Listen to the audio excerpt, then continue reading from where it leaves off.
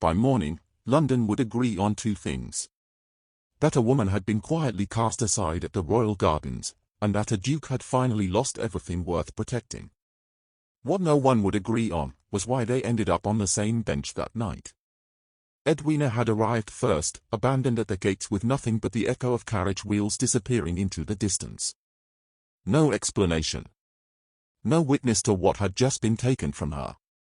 The Duke of Oakminster came later, walking paths he once owned by right but now travelled like a ghost. A man whose name still opened doors, except the ones that mattered. Neither knew the other was there until it was too late to leave without being seen. So they stayed. Two strangers in the dark, both carrying losses too fresh to name. Both certain they were alone in their disgrace. She spoke first. Not her name, just her fear. That she had been valued only until something better came along.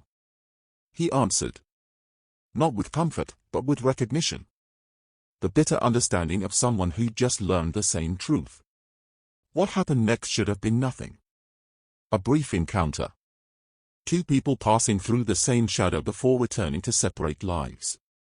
But London's elite had made a miscalculation. They had assumed disgrace would silence them both. That shame would keep them separate. That two people stripped of everything would have nothing left to offer each other. They were wrong. Because some connections aren't built on what you have. They're built on what you've lost. And what you're willing to risk to choose something real in a world built entirely on transaction. This is the story of a meeting that should have meant nothing. And the choice that changed everything. Hey, if you're feeling that spark from their journey already, thank you for being here. It really helps a tiny channel like mine when you drop a like, subscribe and share these stories. It keeps me motivated to bring you more of these emotional escapes. I'd be so grateful if you'd join me on this ride. Let's continue the story. The Duke of Oakminster learned the true measure of power on the evening he refused it. The summons had arrived 3 days prior, delivered not by courier but by the Earl of Pembroke himself, a gesture meant to convey honour, though it carried the unmistakable weight of expectation. The message was brief. A private dinner. A conversation between men of influence. An opportunity to secure the future of both their houses. What it did not say, but what every man in the room understood, was that the Duke's attendance was not optional. He went. The dinner was held at Pembroke's London residence, a sprawling estate that spoke of old money and older alliances. The dining room glittered with candlelight, the table set for intimacy rather than ceremony. Only 4 men attended: Pembroke, his son-in-law Lord Hastings, a silent banker whose name the Duke did not catch, and the Duke himself. The conversation began with pleasantries. Politics. The state of the harvest. The latest scandal involving a minor viscount whose gambling debts had finally caught up with him. The Duke participated minimally, aware that he was being studied, assessed, prepared. It was Pembroke who finally arrived at the point. Your family has served England well for generations, Oakminster, he said, his voice smooth, practiced. But these are uncertain times. Influence must be maintained, not merely inherited. The Duke inclined his head, saying nothing. My niece, Pembroke continued, is a woman of excellent breeding and education. Her dowry is considerable. More importantly, her connections extend into circles that have become difficult to access in recent years. There it was. The transaction laid bare. A marriage between our families would benefit both parties, Hastings added, leaning forward slightly. Your estate would be secured. Your position at court restored to what it once was. The Duke set down his glass carefully. Restored, he repeated. Implying it has been diminished. Pembroke smiled, but the expression did not reach his eyes. Let us speak plainly. Your father's debts are known. Your reluctance to engage with Parliament has been noted. There are those who question whether the title still carries the weight it once did. And this marriage would resolve those questions. It would demonstrate commitment, Pembroke said. To stability. To tradition. To the preservation of what matters. The Duke looked at each man in turn. He saw calculation in their faces, the cold arithmetic of power. He saw his own future being written without his consent, his life reduced to a column in someone else's ledger. "No," he said quietly. The silence that followed was absolute. Pembroke's expression did not change, but something shifted in the air, a subtle recalibration of expectations. "I beg your pardon." "I am grateful for the offer," the Duke said, rising from his seat. "But I must decline." Hastings laughed, a short, incredulous sound. "You cannot be serious." "I am entirely serious. Do you understand what you are refusing?" Pembroke's voice had lost its warmth. "This is not merely a marriage proposal. This is an opportunity to preserve everything your family has built. Without it, I will find another way." "There is no other way," Pembroke said flatly. "You have been offered a lifeline, Buckminster. If you refuse it, do not expect another." The Duke met his gaze without flinching. "Then I will learn to swim." He left before the meal was finished, his departure marked by a silence more damning than any argument. By the following morning, the consequences had begun. There were no formal announcements, no public declarations. The punishment was far more insidious. Invitations that had once arrived weekly simply stopped. Letters went unanswered. Men who had once sought his counsel now looked past him in corridors, their expressions carefully neutral. At court, the change was even more pronounced. The Duke attended a reception 2 days after the dinner, arriving as he always had, in formal dress and with every expectation of being received as his title demanded. He was not refused entry. That would have been too obvious, too cruel. Instead, he was simply overlooked. Conversations ended as he approached. Circles closed subtly, naturally, as though his presence created a disturbance in the social order that required immediate correction. He stood in rooms filled with people he had known for years and found himself utterly alone. The whispers began within the week. "Unstable," they said. "Proud beyond reason. Ruined, though he refuses to admit it." The Duke heard them all. He said nothing. What defense could he offer that would not sound like desperation? What explanation would satisfy men who had already decided his worth? He withdrew from public life gradually, not out of shame but out of pragmatism. There was no purpose in attending events where his presence was tolerated but unwelcome, no value in pursuing conversations that would never move beyond polite dismissal. London, which had once felt like the center of everything, became a city of closed doors. He began walking at night, seeking anonymity in darkness. The streets were quieter then, populated by people who did not know his name and would not care if they did. He found a strange comfort in that, in being no one, in moving through the world without the weight of expectation. It was during one of these walks that he found himself at the gates of the royal gardens. The gardens were open to the public during daylight hours, but at dusk they existed in a kind of liminal space, not quite forbidden, but not quite welcoming either. The Duke entered without hesitation, grateful for the solitude, for the absence of judgment. He walked the path slowly, letting the silence settle over him like a blanket. The gardens were beautiful in the fading light, the carefully manicured hedges and flowering trees softened by shadow. For the first time in weeks, he felt something close to peace. And then he saw her.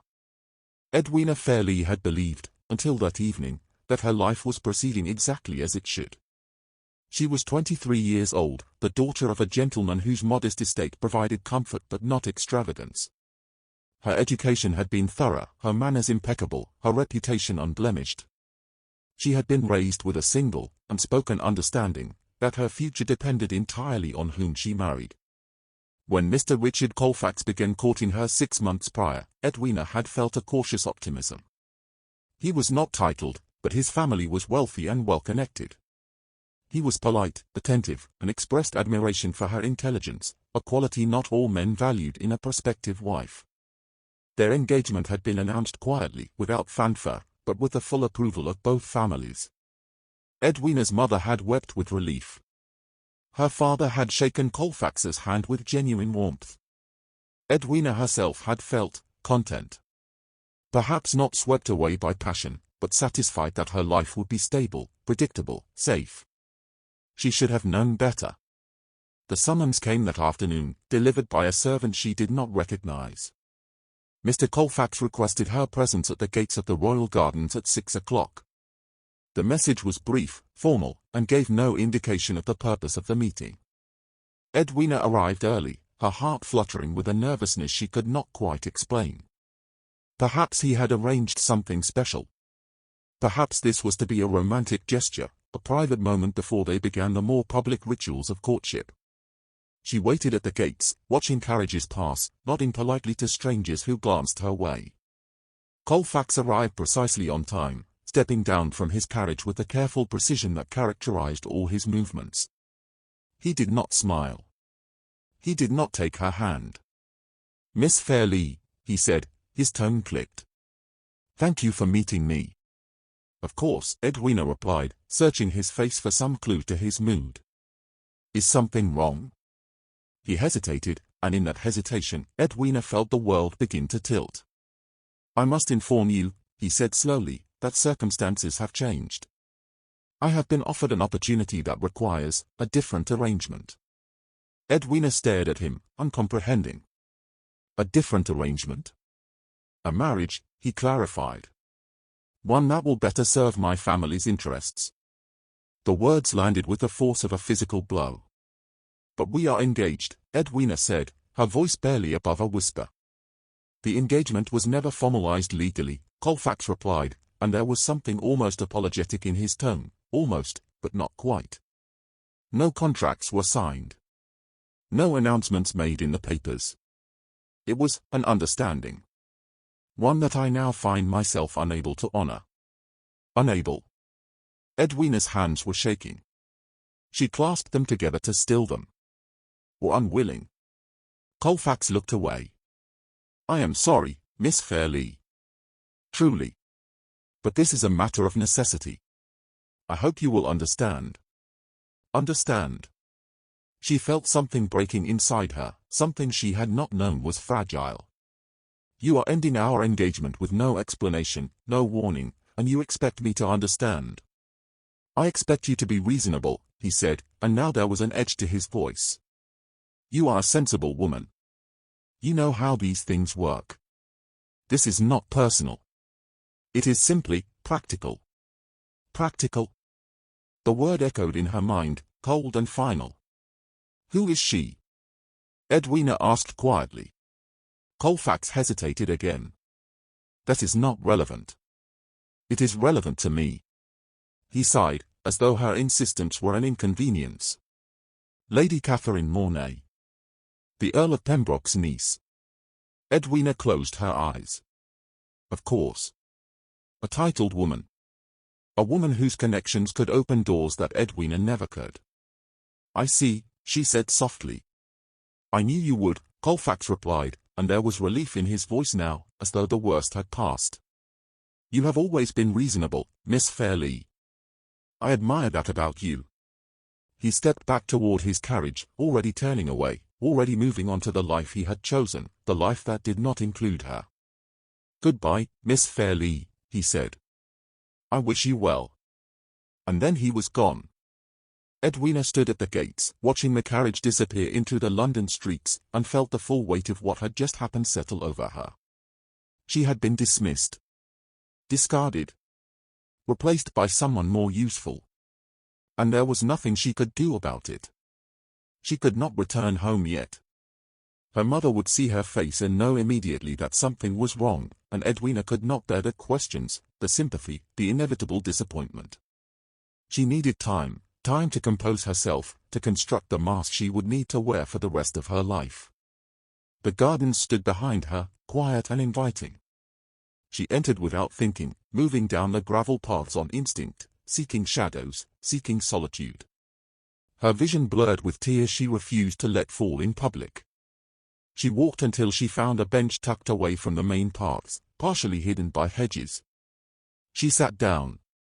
And finally, alone, she allowed herself to cry. The Duke saw her before she saw him. She was sitting on a stone bench near the eastern edge of the gardens, her face buried in her hands, her shoulders shaking with silent sobs. The fading light cast long shadows across the path, rendering her almost invisible to anyone who was not looking carefully. He should have walked past. Should have left her to her grief, whatever its cause. But something stopped him. Perhaps it was the loneliness of her posture, the way she seemed to be trying to make herself smaller, invisible. Perhaps it was recognition, the understanding that comes from shared experience. Perhaps it was simply that he could not bear to see another person suffering alone. He approached quietly, stopping a few feet from the bench. "Forgive me," he said gently. "But are you quite all right?" She looked up sharply, startled, her eyes wide and red-rimmed. For a moment, she simply stared at him, and he saw the calculation happening behind her gaze, the rapid assessment of threat, of propriety, of whether she had the strength to maintain appearances. "I am fine," she said automatically, wiping at her eyes with trembling fingers. "Thank you for your concern." The Duke recognized the lie immediately. He had told the same one countless times in recent weeks. "May I sit?" he asked. She hesitated, and in that pause, he prepared to leave. But then she nodded, just once, a small, defeated gesture. He sat down beside her, leaving a respectful distance between them. For a long moment, neither spoke. "I am told," the Duke said finally, "that gardens are meant to be places of peace. Though I have found that they are often better suited for sadness." She glanced at him, surprised by the honesty. "Do you come here often to be sad?" she asked, her voice still thick with tears. "More often than I would like," he admitted. "And you?" "This is my first time," she said. "Though I suspect it will not be my last." He nodded, accepting this without question. "I am Edward," he said, offering the name his closest friends had called him, the name that carried no title, no expectations. "Edwina," she replied, and did not offer a surname. They sat in silence for another moment, and then, as though the words had been building pressure for too long, she spoke. "Have you ever been told," she said slowly, "that you were valued, only to discover that your value had an expiration date?" The Duke turned to look at her, truly look at her, and saw the rawness in her expression, the kind of pain that comes not from a single blow but from the sudden understanding that everything you believed was conditional. "Yes," he said quietly. "I have." She met his gaze, and something passed between them, a recognition, wordless but absolute. "What did you do?" she asked. "I refused to pretend it did not hurt," he said. "And I walked away." "And then?" "And then I came here."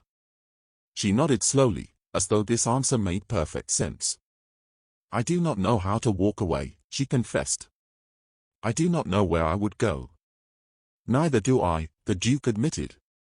"But I suspect that is the point. We are not meant to know. We are only meant to move." Edwina looked down at her hands, still trembling in her lap. "I was engaged," she said softly. "Until an hour ago." He ended it without explanation, without apology. Simply informed me that circumstances had changed and left. The Duke felt anger stir in his chest, not at her, but at the cruelty of it, the casual dismissal of a person's worth. "Did he give a reason?" he asked. "A better opportunity," she said bitterly. "A more advantageous match." The Duke's jaw tightened. "Then he is a fool." She looked at him, startled. "You do not know me." "No," he agreed. "But I know that anyone who measures a person's value by their usefulness is not worthy of the person they discard." Edwina's eyes filled with fresh tears, but she did not look away. "You say that as though you believe it," she whispered. "I do," the Duke said. "Because I have recently been discarded for the same reason." She drew in a sharp breath. "What happened?" "I refused a marriage," he said simply. "One that would have secured my future but cost me my autonomy. And so I was quietly removed from the lives of people I thought valued me." "Do you regret it?" she asked. He considered the question carefully, turning it over in his mind like a stone. "I regret the loss," he said finally. "But I do not regret the choice." Edwina nodded slowly, absorbing this. "I wish I had been given a choice," she said.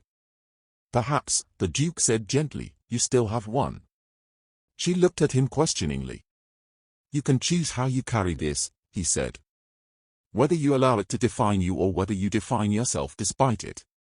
Edwina studied him in the fading light, this stranger who had sat beside her grief without judgment, without expectation. Who are you? She asked softly. Someone who understands, he replied. And someone who needed to sit beside another person who understands. The night was settling fully now, the gardens growing darker, the air cooling. I should go, Edwina said, though she did not move. As should I, the Duke agreed, also remaining seated. They sat together for another moment, two people who had lost everything they thought mattered, finding unexpected comfort in shared silence. Finally, Edwina rose, smoothing her skirts with hands that no longer trembled quite so badly. Thank you, she said. For sitting with me. Thank you, the Duke replied, for allowing me to. She walked away slowly, disappearing into the shadows of the garden paths. The Duke remained on the bench, staring into the gathering darkness, and felt something he had not felt in weeks. Not quite hope. But not quite despair either. Something in between. Something like possibility. Edwina did not intend to return to the gardens. The morning after her encounter with Edward, she woke with the firm resolution that it had been an aberration, a moment of weakness brought on by shock and humiliation. She was a sensible woman. She did not form attachments to strangers in darkened gardens. She did not share her private grief with men whose surnames she did not know. And yet, as afternoon light slanted through her bedroom window, she found herself thinking about the way he had sat beside her without demanding explanations. The way he had spoken of his own disgrace as though it were simply a fact, neither shameful nor heroic, but merely true. By evening, she had convinced herself that a walk would be beneficial. Fresh air. Exercise. Nothing more. She entered the gardens just as dusk began to settle, telling herself she was not looking for anyone in particular. He was already there, sitting on the same bench, his posture suggesting he had been waiting, though for what, or for whom, she could not say. When he saw her, something shifted in his expression. Not quite a smile, but a softening, a recognition. Miss Edwina, he said, rising slightly as she approached. I had hoped you might return. I should not have, she replied, but she sat down beside him anyway. And yet you did. And yet I did, she echoed. They sat in silence for a moment, watching the last rays of sunlight filter through the trees. How have you been? He asked finally. Edwina considered lying. Considered offering the polite fiction that she was perfectly well, that life continued as it always had. Instead, she said, invisible. Edward turned to look at her, waiting. I returned home after our meeting, she continued, her voice quiet but steady. My mother asked if the evening had been pleasant. I told her it had been enlightening. She smiled and went back to her correspondence. My father did not ask at all. They do not know, Edward said. It was not a question. They will know soon enough, Edwina replied. Word spreads quickly in certain circles. But for now, I exist in a strange liminal space where my life has ended but no one has noticed yet. Edward nodded slowly. I know that space well. Do you? I have spent the past week attending to estate business, he said. Correspondence. Accounts. The mundane machinery of maintaining property. My steward looks at me with pity now, as though he knows I am playing at relevance. Are you? Edwina asked. Perhaps, Edward admitted. I no longer know what relevance means. I thought it meant influence, position, the respect of one's peers. But those things were never truly mine. They were conditional. And when I failed to meet the conditions, they evaporated. Edwina turned to face him more fully. What were the conditions? Obedience, he said simply. The willingness to trade autonomy for security. To become what was needed rather than what I was. And you refused. I did. Was it worth it? The question came out more sharply than she intended. Edward was quiet for a long moment. Ask me again in a year, he said finally. Ask me when I know whether I have built something in place of what I lost, or whether I have simply lost. Edwina felt something tighten in her chest. I was not given the choice to refuse, she said. The decision was made for me. And now I live with the consequences of someone else's ambition. What will you do? What can I do? Edwina's voice carried an edge of bitterness now. I am a woman of limited means and no title. My value in society is measured entirely by whom I marry. Without that. She trailed off, unable or unwilling to complete the thought. Without that, you still exist, Edward said quietly. You still have thoughts, feelings, intelligence. Those things do not disappear simply because someone has decided you are inconvenient. But they become irrelevant, Edwina countered. What good is intelligence in a woman who cannot use it? What value has feeling when no one cares to witness it? I witness it, Edward said. The words hung between them, simple and devastating. Edwina looked away, blinking back the sudden pressure behind her eyes.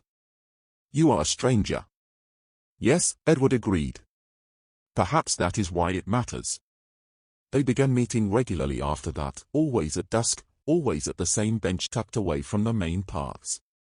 Neither formally arranged these meetings. Neither sent word or confirmed attendance. They simply appeared, evening after evening, drawn by an understanding that required no explanation. Their conversations deepened gradually, like roots finding purchase in difficult soil. Edwina spoke of her childhood, of growing up in a house where love was abundant but security was not.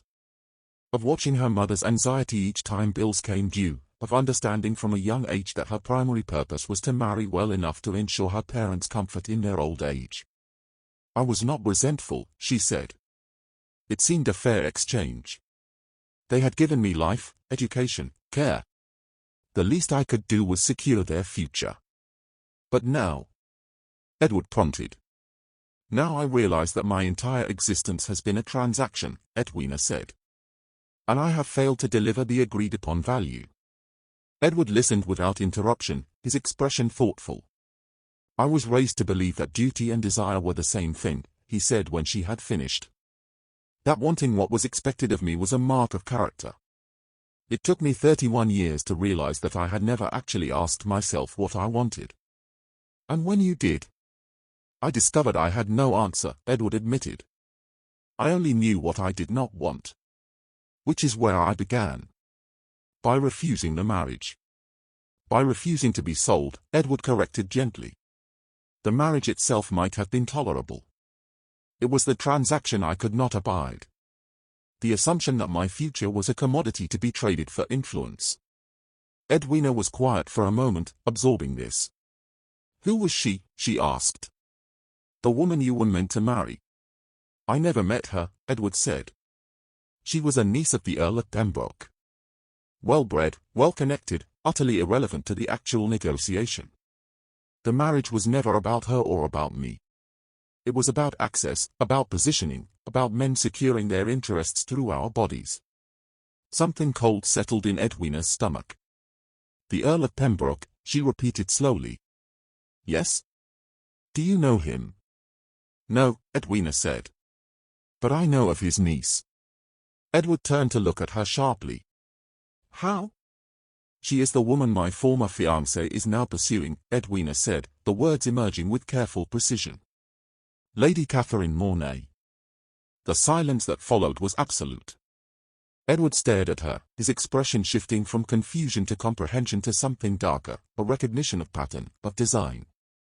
Your engagement ended, he said slowly, so that your fiancé could pursue the woman I refused to marry. It would seem so, Edwina said, her voice remarkably steady despite the tremor in her hands. We are not separate tragedies, Edward said, almost to himself. We are connected failures in the same transaction. Edwina felt something like vertigo, as though the ground beneath her had suddenly revealed itself to be far less stable than she had believed. He dismissed me, she said, to claim the opportunity you created by refusing. And I created that opportunity by refusing to be used as leverage, Edward finished. They sat in stunned silence, the implications spreading between them like spilled ink. They do not see us as people, Edwina said finally. We are simply pieces on a board, to be moved or removed as strategy dictates. No, Edward said, and there was steel in his voice now. They do not see us as people. But that does not mean we must accept their assessment. Edwina looked at him, at this man whose name she barely knew but whose anger mirrored her own. What else can we do? We can refuse to disappear, Edward said. We can insist on our own existence, even when it is inconvenient for them. That sounds like rebellion. Perhaps it is, Edward agreed. Or perhaps it is simply survival.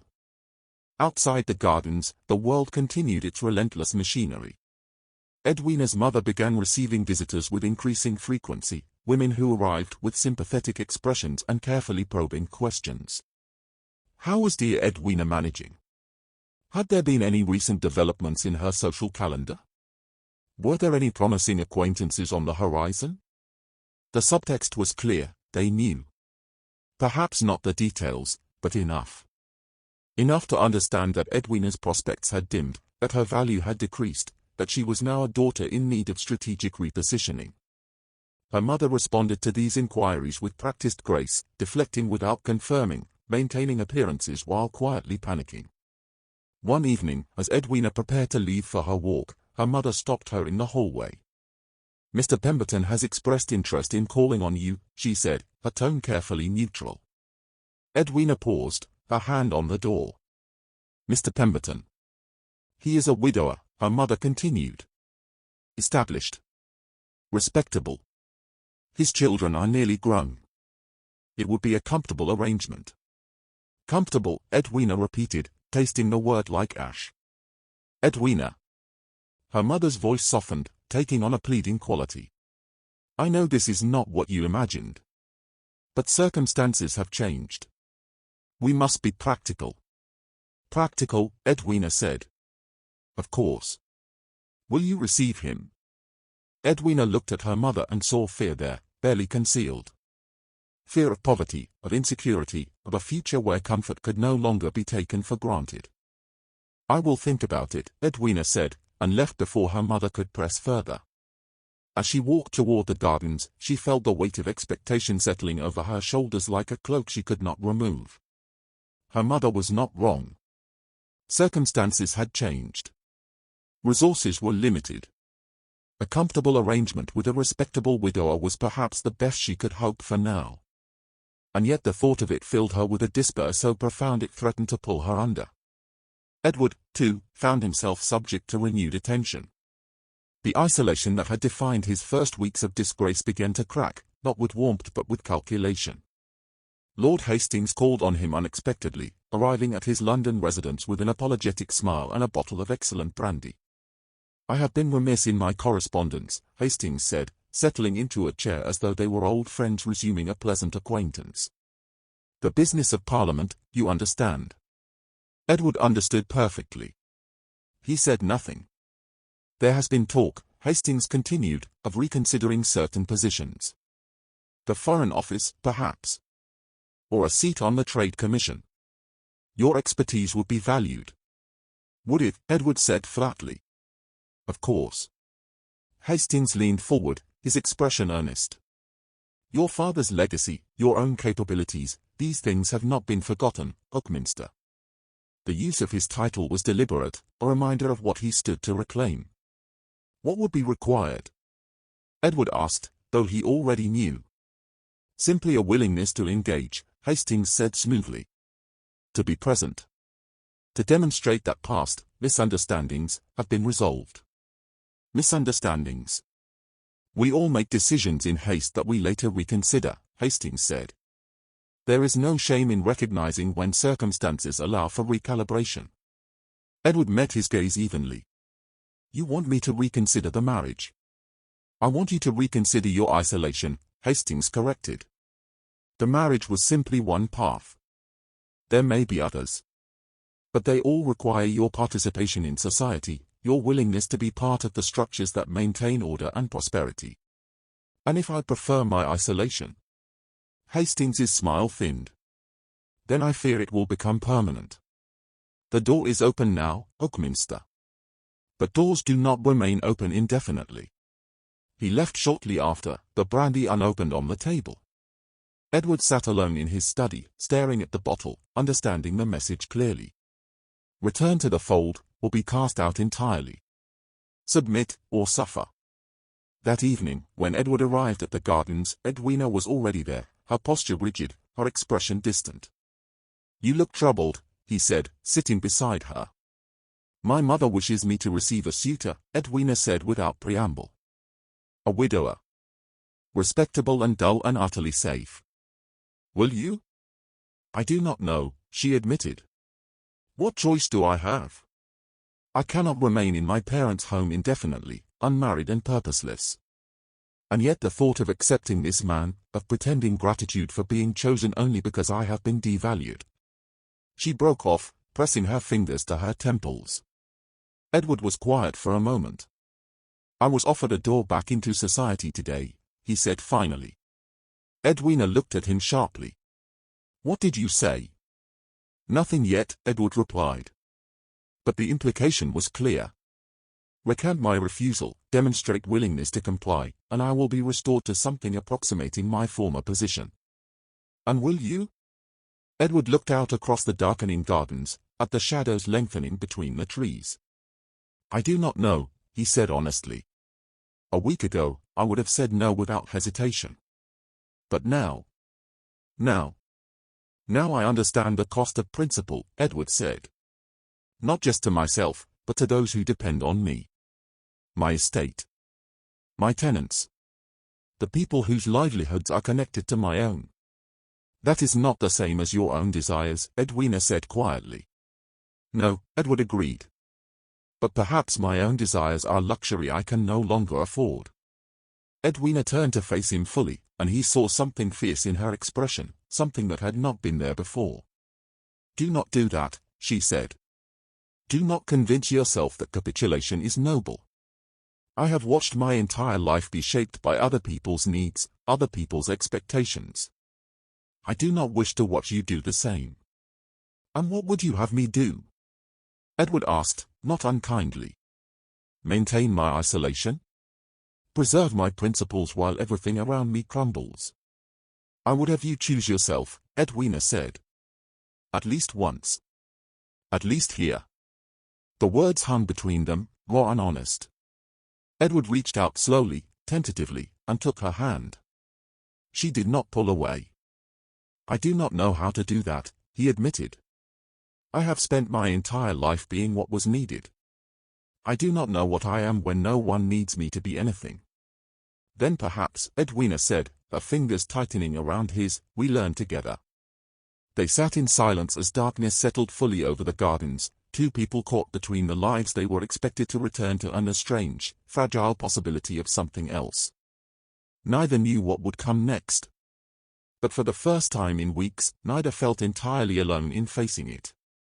The pressure mounted steadily over the following days.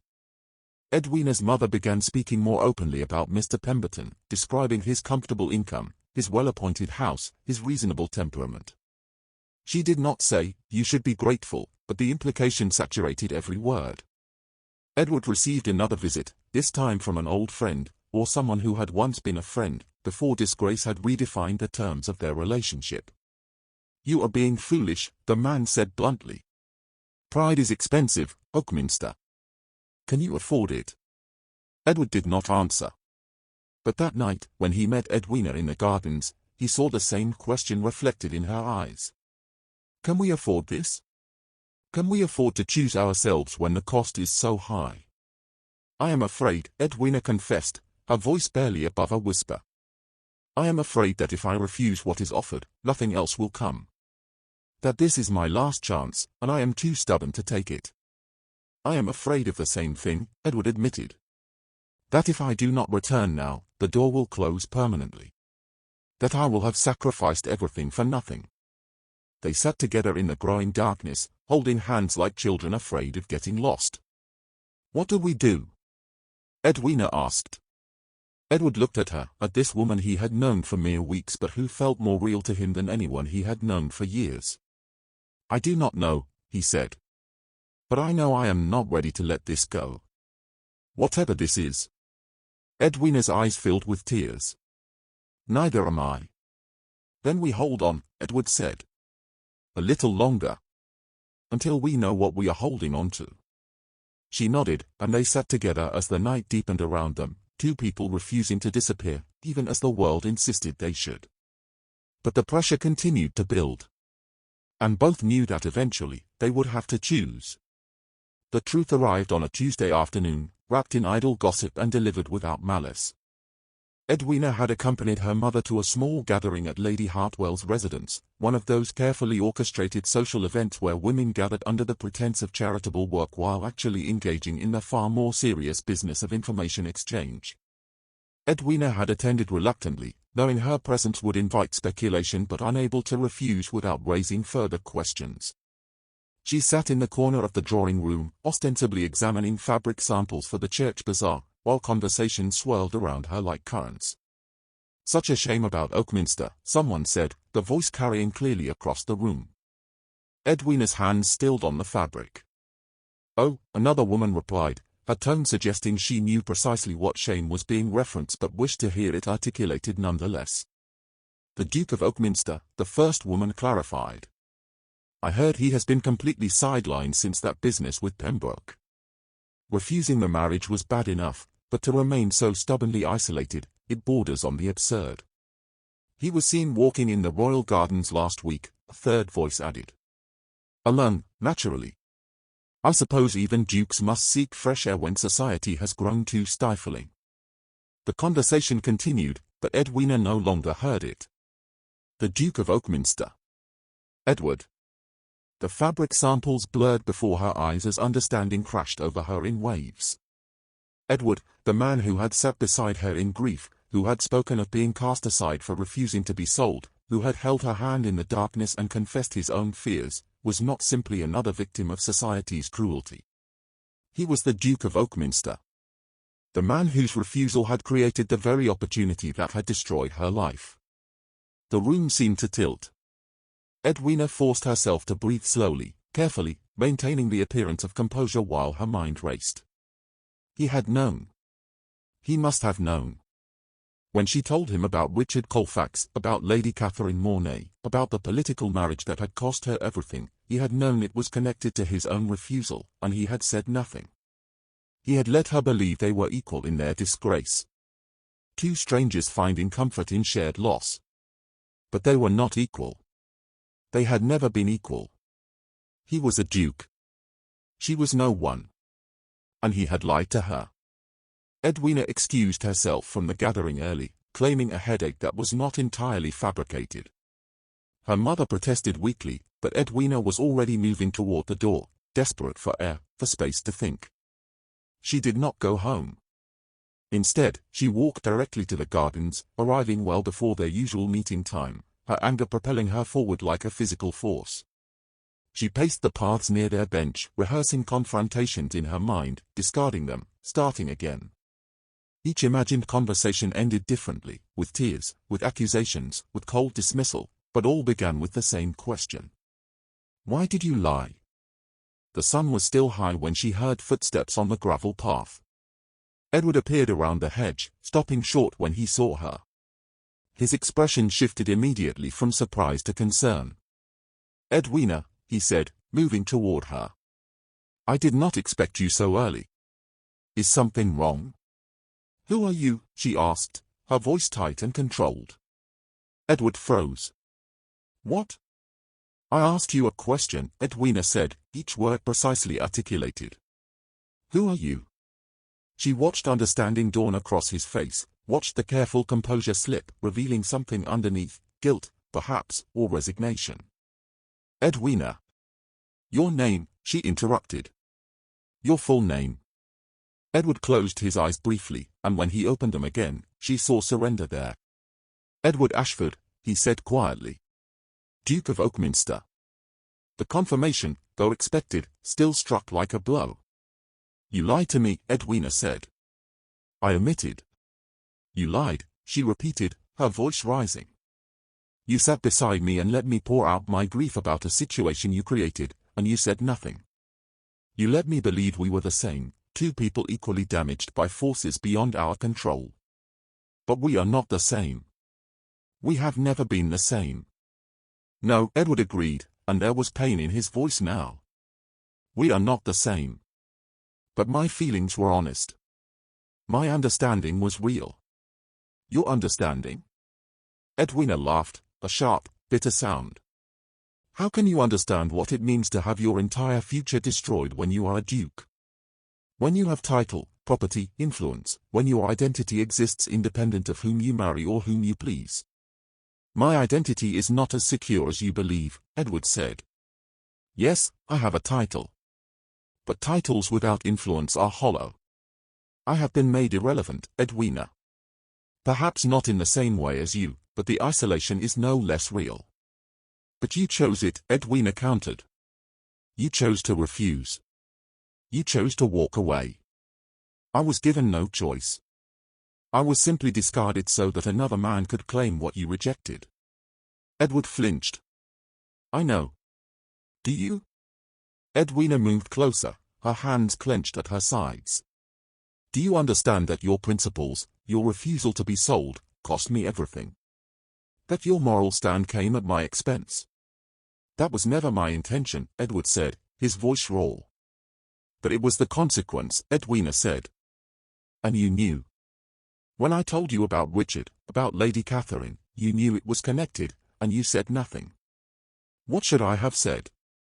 Edward asked. That I was the Duke. That my refusal had created the opportunity that destroyed your engagement. How would that knowledge have helped either of us? It would have been the truth, Edwina said. And I deserved the truth. Edward looked at her for a long moment, and she saw something break behind his eyes. You are right, he said quietly. You deserved the truth. I should have told you from the beginning. I should have trusted you with my identity instead of hiding behind anonymity like a coward. The admission should have satisfied her. Instead, it only deepened her sense of betrayal. Why didn't you? She asked, and hated the way her voice wavered. Because for the first time in my life, someone saw me without seeing the title first, Edward said. You spoke to me as though I were simply a person. Not a duke, not a political asset, not a disappointment to powerful men, just someone who understood loss. And I was selfish enough to want that. To need it. Edwina closed her eyes, feeling tears threaten. That does not excuse the deception. No, Edward agreed. It does not. They stood in silence, the space between them suddenly vast despite the physical proximity. I should go, Edwina said finally. Please, Edward said, and there was desperation in his voice now. Please do not leave like this. Let me explain. You have explained, Edwina interrupted. You were lonely. You wanted to be seen as a person rather than a title. I understand. But your loneliness cost me my honesty, Edward. You led me believe we were equals in suffering when we were never equal at all. We are equal in this, Edward said, stepping closer. Whatever our positions in society, what we found here was real. The conversations, the understanding, the illusion, Edwina finished. We found an illusion. A fantasy where titles did not matter and consequences did not exist. But that is not the world we live in. It could be, Edward said quietly. If we chose it. Edwina laughed again, tears now falling freely down her cheeks. How? How do we choose a world that does not exist? Edward reached for her hand, but she stepped back, shaking her head. I need time, she said. I need to think. Edwina. Please, she whispered. Just let me go. She turned and walked away before he could respond, her vision blurred with tears, her heart fracturing with each step. Behind her, Edward stood alone in the gardens, watching her disappear, knowing he had lost something irreplaceable. The following days passed in a fog of misery and mechanical routine.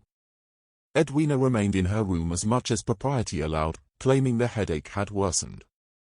Her mother fussed and worried, bringing tea and cool compresses, unaware that no remedy existed for the particular pain her daughter suffered. On the third day, Mr. Pemberton called.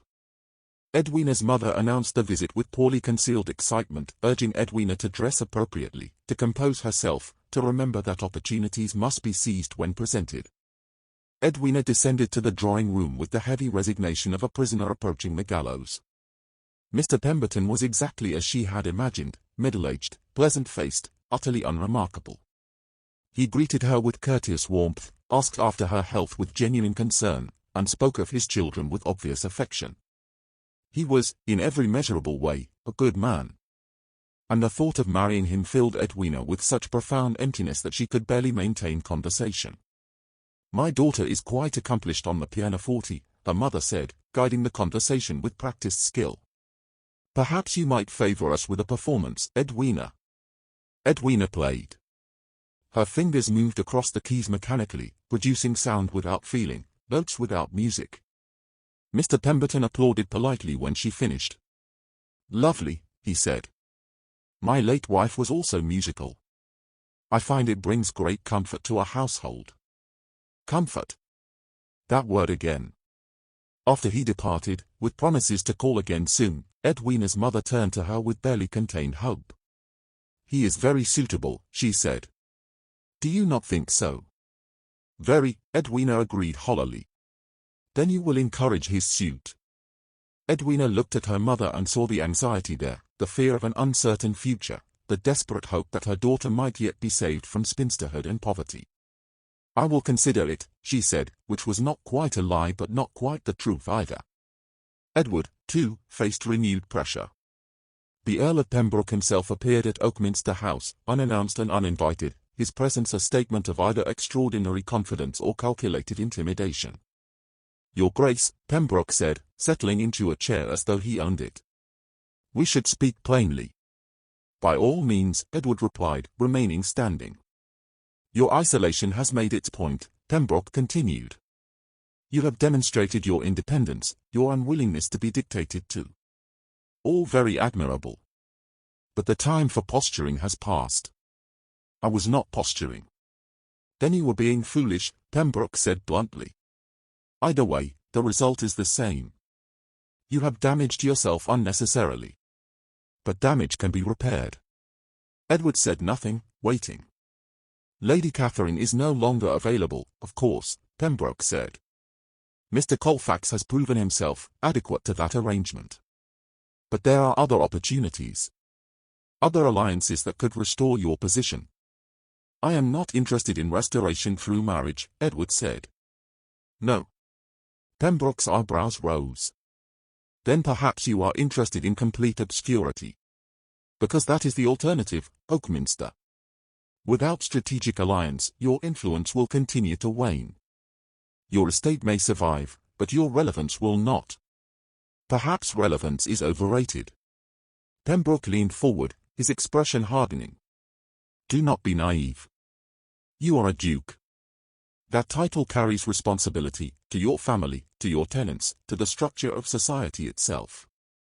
Your personal feelings are immaterial." "My personal feelings are the only thing that remain entirely mine," Edward countered. "Then you are a fool," Pembroke said, rising. "But I will make you one final offer. Return to society. Demonstrate willingness to participate in the mechanisms that maintain order. Do this, and your previous misstep will be forgiven." "And if I refuse?" Pembroke moved toward the door, pausing at the threshold. "Then I will ensure your isolation becomes permanent," he said quietly. "I will see to it that every door closes, that every opportunity evaporates, that you spend the remainder of your life as a cautionary tale about the cost of pride."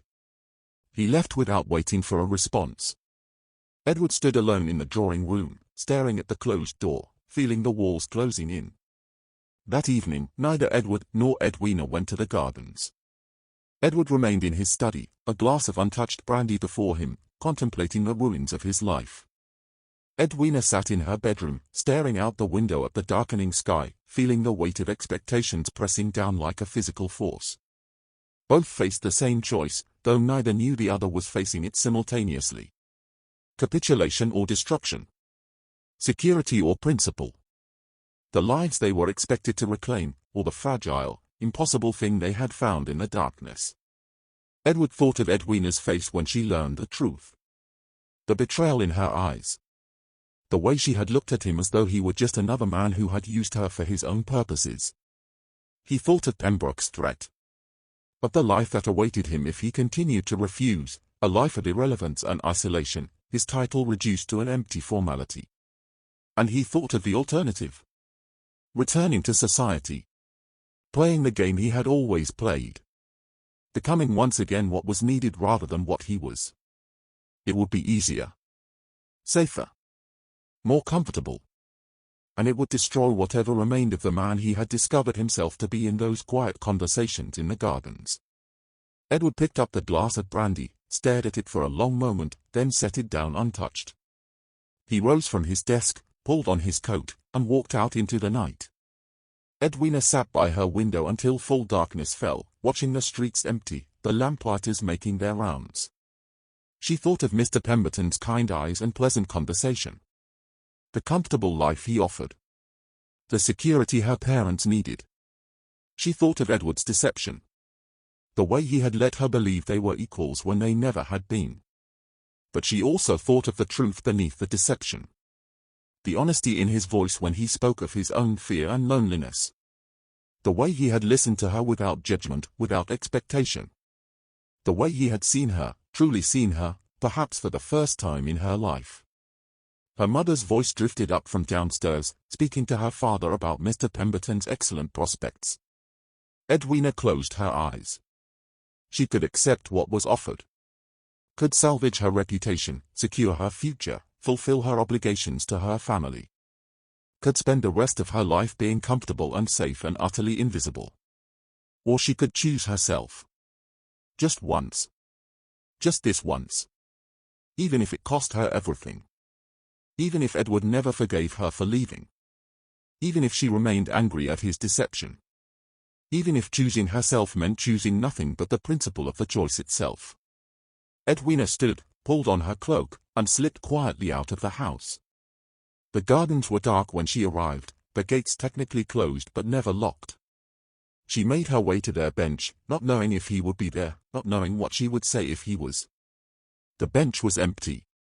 Edwina sat down, pulling her cloak tighter against the chill, feeling foolish and brave and terrified all at once. She waited. Minutes passed. Then more.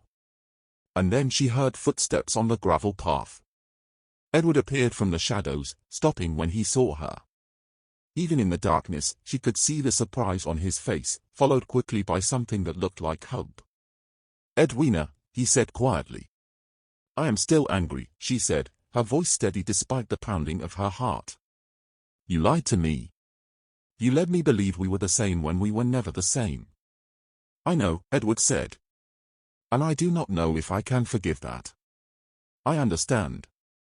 "But," Edwina continued, and now her voice wavered slightly, "I also cannot accept what is being offered to me. I cannot return to that life. I cannot pretend that these weeks meant nothing, that the person I discovered myself to be in your company was an aberration to be discarded." Edward moved closer, slowly, as though approaching something fragile. "I refused Pembroke's offer," he said. "I told him I would not return to society on his terms. That I would not trade myself for influence, regardless of the cost." Edwina's breath caught. "You did." "I did," Edward confirmed. "Before I knew you would be here. Before I knew if you would ever speak to me again. I chose this, whatever this is, over everything else. Even though you do not know what this is." "Especially because I do not know," Edward said. "Because for the first time, I am choosing something that is not predetermined, not calculated, not safe. I am choosing the unknown because the alternative is a life I can no longer bear to live." Edwina stood, facing him fully in the darkness. "I do not know if I can trust you again," she said. "I know. I do not know if this will work." "Neither do I. I only know," Edwina continued, tears now streaming down her face, "that I would rather fail at choosing myself than succeed at becoming what everyone else needs me to be." Edward reached out, and this time she did not pull away. His hands found hers in the darkness, warm and solid and real. "Then we fail together," he said. "If that is what comes. We fail honestly, choosing freely, without illusions about what we are risking." Together, Edwina echoed. Together, Edward confirmed. They stood in the darkness, holding hands like children afraid of getting lost, knowing they had just burned every bridge behind them, knowing the consequences would be severe and immediate. But for the first time in their lives, they had chosen themselves. And whatever came next, they would face it not as a duke and a discarded woman, but as two people who had found something worth protecting in the ruins of everything else. The night deepened around them. And neither let go. The consequences arrived with the morning post. 3 letters for Edward, all brief, all expressing the same sentiment in varying degrees of formality. His presence would no longer be welcomed at certain gatherings, certain clubs, certain circles where his family name had once guaranteed entry. He read them at breakfast, set them aside, and felt nothing resembling regret. For Edwina, the judgment came through silence. Invitations that should have arrived did not. Acquaintances who might have called suddenly discovered pressing obligations elsewhere. Her mother's friends began finding excuses to cut their visits short, their expressions a mixture of pity and relief that their own daughters had not suffered similar disgrace. Mrs. Fairley took to her bed for 3 days, overcome by what she termed nervous exhaustion, but what everyone understood to be shame. Mr. Fairley, to his credit, said very little. He simply looked at his daughter across the breakfast table one morning and asked, "Are you certain?" Edwina met his gaze. "I am." He nodded slowly, returned to his newspaper, and never raised the subject again. Edward called on the Fairley household exactly 1 week after their reunion in the gardens.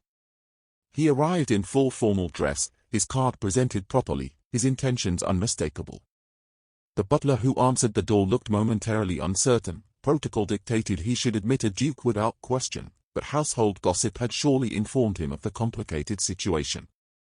He settled on a compromise, accepting the card and asking his grace to wait in the entrance hall while he consulted with the master. Edward waited, standing rather than sitting, his hat held properly, his expression calm. Mr. Fairley appeared after several minutes, his face carefully neutral. "Your Grace," he said, the title sitting strangely in the air between them. "This is unexpected." "I apologize for calling without prior arrangement," Edward said. "But I wish to speak with you regarding your daughter." Mr. Fairley studied him for a long moment. "You had better come into my study." The study was small, lined with books that showed signs of actual reading rather than decorative acquisition. Mr. Fairley gestured Edward toward a chair, then took his own seat behind a desk that had seen better decades. "I will speak plainly, Your Grace," he began. "I am a man of modest means and no particular influence. My daughter's happiness matters to me, but so does her security. I cannot afford romantic notions if they leave her destitute."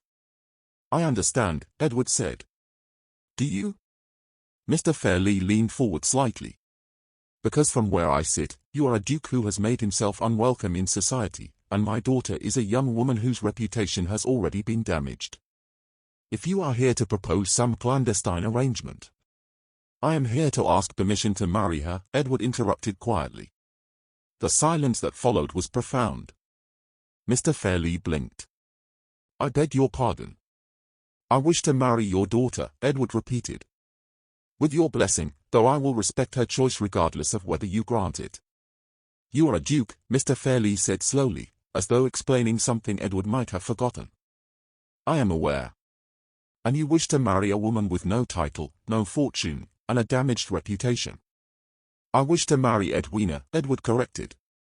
"Her lack of title and fortune are immaterial. As for her reputation, it was damaged by forces beyond her control. I will not hold her accountable for the cruelty of others." Mr. Fairley sat back in his chair, studying Edward with an intensity that suggested he was searching for deception and finding none. "Why?" he asked finally. Edward considered the question carefully. "Because she is the only person who has ever seen me as something other than a title or a disappointment. Because her intelligence and resilience deserve to be valued rather than discarded. Because I would rather build a life with her than reclaim the one I walked away from." "This is not a practical answer." "No," Edward agreed. "But it is an honest one." Mr. Fairley was quiet for a long moment. Then, unexpectedly, he smiled, a small, sad expression. My wife will be horrified, he said. She had hoped Edwina might still salvage a respectable match. I am a duke, Edward pointed out. By most measures, this would be considered an exceptional match. By most measures, Mr. Fairley agreed. But not by my wife's. She will see only the scandal, the closed doors, the whispers. He paused. But I suspect Edwina cares very little for my wife's opinion at the moment. She cares for your opinion, Edward said. She speaks of you with great affection. Then I will tell you what I told her, Mr. Fairley said. I asked if she was certain. If you ask her the same question and she gives you the same answer, then you have my blessing. He stood, extending his hand across the desk. Edward rose and shook it, feeling the weight of trust being offered. Treat her well, Your Grace, Mr. Fairley said. Not because she is fragile, she is far stronger than anyone gives her credit for, but because she deserves to be treated well. I intend to, Edward promised. Edwina was called to the drawing room, where Edward waited with a formality that seemed almost absurd given the intimacy of their recent conversations. Her mother had apparently rallied from her nervous exhaustion, positioning herself in the corner as a chaperone, her expression suggesting she was witnessing either a miracle or a catastrophe and had not yet determined which. Edward stood as Edwina entered. Their eyes met, and something passed between them, recognition, reassurance, understanding. Miss Fairley, Edward said, his voice carrying the careful precision of a man performing a ritual he knows is being observed. I wonder if you might do me the honor of a brief walk in your garden. It was not truly a question, and they both knew it. Edwina glanced at her mother, whose expression suggested she wanted to object but could find no proper grounds for refusing a duke's request. Of course, Your Grace, Edwina said. They walked into the small garden behind the house, her mother watching from the window with poorly concealed anxiety. Once they were a reasonable distance from observation, Edward's formality softened. Your father has given his blessing, he said quietly. If you will have it. Edwina stopped walking, turning to face him. You asked my father for permission to marry me. I did.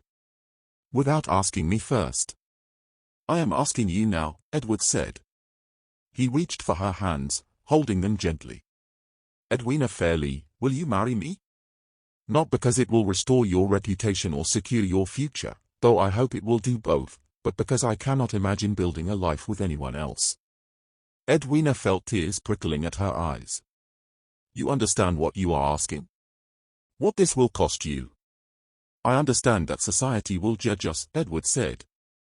That doors will remain closed, that we will be subjects of gossip and speculation. I understand that marrying you will confirm every suspicion about my unsuitability, my instability, my failure to uphold the standards of my position. And yet you ask anyway. I ask because every alternative feels like a form of death, Edward said simply. I have spent my entire life being what I was supposed to be, and it brought me nothing but isolation. I would rather face judgment with you than acceptance without you. Edwina studied his face, searching for doubt, for hesitation, for any sign that this was romantic impulse rather than considered choice. She found none. Are you certain? She asked, echoing her father's question. I am, Edward replied without hesitation. Are you? Edwina thought of Mr. Pemberton's kind offer uncomfortable prospects. She thought of her mother's anxiety and society's expectations. She thought of the safe, respectable life she could have chosen. And then she thought of the gardens at dusk, of conversations that felt like coming home, of being seen and valued for things that had nothing to do with usefulness or propriety. Yes, she said. I am certain. Edward smiled, a genuine expression of relief and joy that transformed his face. Then we will be married, he said. Quietly, if you prefer. Without spectacle or society's blessing. We will build our life on our own terms. On our own terms, Edwina repeated, and felt something settle in her chest, not quite peace, but close. A sense of rightness that had been absent for as long as she could remember. Edward pulled her closer, and she went willingly, letting herself lean against him, letting herself believe that this impossible thing might actually be possible. Behind them, watching from the window, Mrs. Fairley began to cry, though whether from joy or despair remained unclear. They were married 6 weeks later in a small church outside London, with only immediate family present. There was no grand celebration, no receiving line of well-wishes, no announcements in the society papers. Edwina wore a simple dress of cream silk that had belonged to her grandmother. Edward wore his formal attire without any of the ducal regalia that might have made the ceremony feel like theatre. The vicar who performed the ceremony was an old friend of Mr. Fairlier's, unbothered by scandal and genuinely moved by the obvious affection between the couple before him. "Do you, Edward Ashford, Duke of Oakminster, take this woman to be your lawfully wedded wife?" "I do." "Do you, Edwina Grace Fairlie, take this man to be your lawfully wedded husband?" "I do." The words were simple, traditional, spoken 1,000 times in 1,000 churches. But in that moment, they felt revolutionary. When Edward kissed his bride, it was with the tenderness of someone who understands exactly what he has chosen and what he has chosen to leave behind. The weeks that followed were difficult, though not in ways they had not anticipated. Edward's estate required attention, and he threw himself into its management with an intensity that surprised even his steward. He met with tenants personally, reviewed accounts meticulously, made decisions about improvements and investments that had been deferred during his time of political distraction. Edwina discovered she had a talent for organization and a genuine interest in the welfare of the people who lived on the estate. She began visiting tenant families, establishing a small school for children, consulting with Edward on matters of land management with an insight that occasionally surpassed his own. They worked together, not as Duke and Duchess performing prescribed roles, but as partners building something that felt authentically theirs. Society, as expected, was less welcoming. Invitations did not arrive. Former friends crossed streets to avoid direct encounters. The subtle machinery of social exclusion operated with ruthless efficiency. But gradually, almost imperceptibly, something shifted. Edward's integrity in managing his estate, his refusal to engage in the political maneuvering that had once defined aristocratic life, began to earn a different kind of respect. Not from the powerful, but from people who valued substance over spectacle. Edwina's quiet dignity, her refusal to perform either shame or defiance, slowly restored her standing among women who had initially judged her harshly. Her work with tenant families, done without fanfare or expectation of recognition, spoke more eloquently than any defense of her character could have. They were not welcomed back into the society they had left. But they built something else instead. A different kind of community. A different kind of life. On the first anniversary of the night they met, Edward and Edwina returned to the royal gardens. They arrived separately, by unspoken agreement, recreating the circumstances of their first encounter, though now with full knowledge of who they were and what they had become.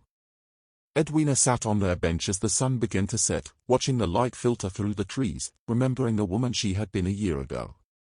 Lost? Abandoned? Convinced her life was ending. She barely recognized that woman now. Edward approached from the same path he had taken that first night, and when Edwina looked up, she smiled, a genuine expression of joy that had become easier over the months, more natural. "Miss Edwina," Edward said, using the address from their early conversations. "Mr. Edward," she replied, playing along. He sat beside her, closer than propriety would have allowed a year ago, close enough that their shoulders touched. "Do you remember what you asked me that first night?" Edwina said. "I asked if you were quite all right. And I lied and said I was fine." "As did I, when you asked the same question," Edward said. They sat in comfortable silence, watching the gardens darken around them. "Are you all right now?" Edwina asked softly. Edward considered the question seriously, as he always did. "I am," he said. "Perhaps not in the way I once imagined being all right would feel. But yes. I am." "So am I," Edwina said. Edward took her hand, no longer tentative or uncertain, but with the easy familiarity of repeated gesture. "Do you regret it?" he asked. "The choice we made? The life we left behind?" Edwina looked at him, at this man who had sat beside her grief and offered understanding without judgment, who had risked everything for the possibility of something honest. "Never," she said.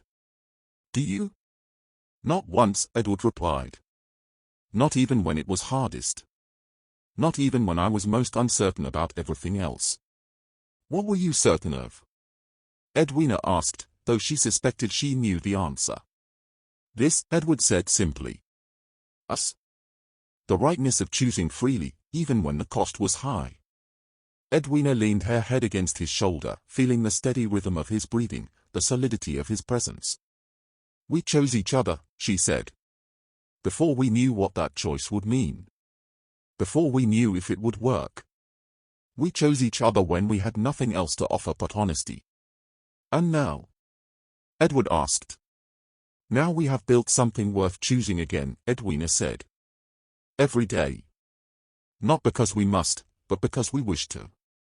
Edward pressed a kiss to the top of her head, a gesture of affection and gratitude. I would choose you every time, he said. Even knowing how it would turn out. Especially knowing how it would turn out. They sat together as darkness settled over the gardens, two people who had lost everything and found something better in the ruins. Two people who had refused to disappear when the world insisted they should. The gardens had been their refuge when they had nowhere else to go. Now they were simply a place to remember. To remember that some loves begin not with power or position or strategic advantage, but with two people sitting beside each other in grief, choosing honesty when lies would have been easier, choosing each other when society offered everything except understanding. They had been strangers once, defined by loss. Now they were partners, defined by choice. And when they finally rose to leave, walking together through the gardens that had witnessed their beginning, they carried with them the certainty that what they had built would last, not because it was convenient or approved or socially advantageous, but because it was true. Because they had chosen love before titles. And titles only after love. And that made all the difference. Thanks for listening to the end. Kindly like, subscribe and share the video to help this channel grow.